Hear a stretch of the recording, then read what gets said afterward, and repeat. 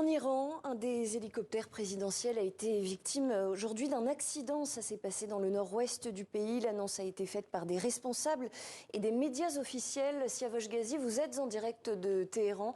On sait, Siavosh, que d'importantes recherches sont en cours. Est-ce qu'on en sait un peu plus, en particulier sur le sort du président Ebrahim Raïssi ?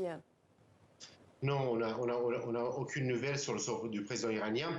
Une quarantaine d'équipes de secours et de recherche ont été dépêchées sur place dans cette zone très montagneuse, donc au nord-ouest de l'Iran. Maintenant, il y a un brouillard très important avec une pluie qui a commencé il y a maintenant plus d'une heure.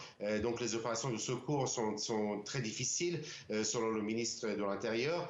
Signe de la gravité de la situation, plusieurs ministres du gouvernement ont été dépêchés dans la ville de Tabriz, qui se trouve à une centaine de kilomètres du lieu de l'accident. Et le chef d'état-major des forces armées a annoncé que toutes les forces de l'armée officielle, mais aussi des gardiens de la révolution, sont mobilisées pour retrouver l'hélicoptère du président et connaître le sort du président iranien, mais aussi du ministre des Affaires étrangères qui se trouvait dans le même hélicoptère que le président iranien. Donc on s'attend dans les prochaines heures à des informations assez graves. Il pourrait s'agir d'une tragédie importante puisque le président iranien est le second personnage de l'État après le guide suprême iranien.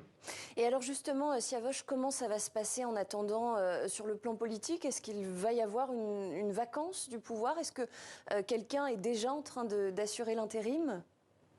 Non, c'est un peu trop tôt, mais si jamais le président iranien disparaît, s'il est mort ou s'il est incapable de présider le pays, il y aura un conseil présidentiel qui sera formé notamment avec la présence du président du Parlement, mais aussi du chef de la justice pour gérer les affaires du pays. Et il y aura une élection présidentielle dans un délai de moins de 2 mois.